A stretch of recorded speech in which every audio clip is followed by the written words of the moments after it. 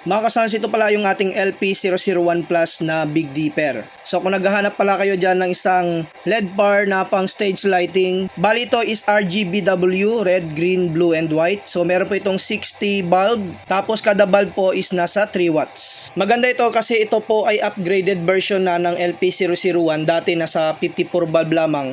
Ito ngayon is nasa 60 bulb na.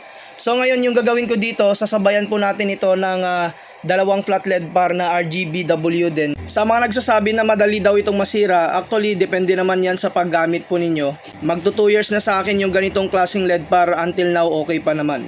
So ilang beses na rin itong nagamit sa mga service, ginamit ng 12 hours na tuloy-tuloy, wala na mga problema, hindi naman nagkapundi yung mga bulb po niya dito. So ngayon magla-light test po tayo kasama yung mga flat LED bar dito. Ito yung ating kulay red.